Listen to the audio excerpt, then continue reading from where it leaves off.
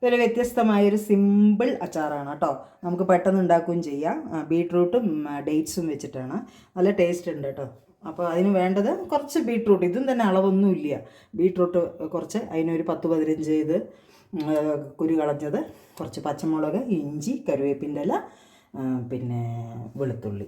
എങ്ങനെ ഉണ്ടാക്കണമെന്ന് നോക്കാം കേട്ടോ. സ്റ്റവ് കത്തിക്കുക, എണ്ണ ഒഴിക്കുക, ഏതെണ്ണ വേണമെങ്കിലും ഒഴിക്കാം കേട്ടോ. വെളിച്ചെണ്ണ ഞാനിതിപ്പോൾ ഗോൾഡ് വിന്നറാണ് വെച്ചിരിക്കുന്നത്. കടുക് ഇടുക. കടുക് പൊട്ടുമ്പോൾ കുറച്ച് ഉലുവ ഇടുക.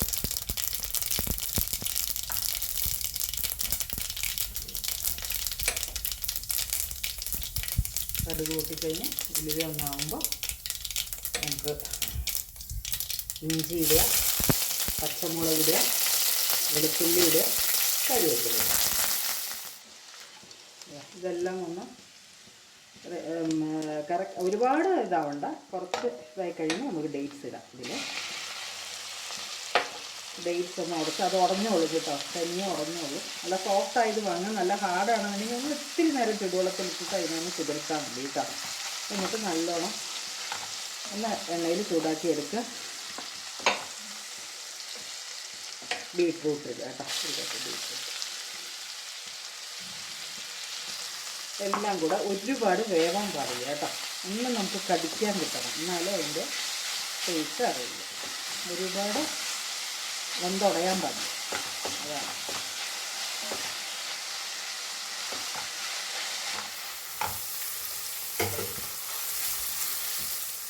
കുറച്ച് മഞ്ഞൾപ്പൊടിയിൽ, കുറച്ച് മുളക് പൊടി. കളറ് വേണമെന്നുണ്ടെങ്കിൽ നിങ്ങൾക്ക് എരിവിനൊക്കെ അനുസരിച്ച് ഇടുക കേട്ടോ. കളറ് വേണമെന്നുണ്ടെങ്കിൽ പിന്നെ ഇത് കാശ്മീരി ചില്ലി ഇടുക.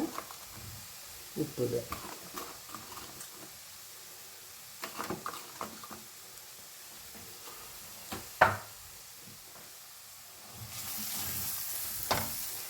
ഇതിൻ്റെ പച്ചമണം, മുളക് പൊടിയുടെ എല്ലാറ്റിനും ഒന്ന് പച്ചമണം പോകുന്നത് വരെ ഒന്ന് ചൂടാക്കിയിട്ട് അതിൽ കുറച്ച് ആവശ്യത്തിന് വെള്ളം ഒഴിക്കും.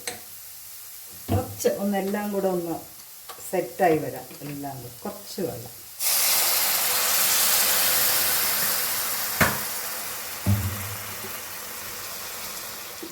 ഇങ്ങനെ ഒഴിച്ച വെള്ളം വറ്റിക്കഴിഞ്ഞാൽ കുറച്ച് കായം കേട്ടോ, ഒരുപാട് പാടില്ല. കായം, കുറച്ച് വിനീഗർ, 1 ടേബിൾ സ്പൂൺ, ഒരടപ്പ് വിനീഗർ,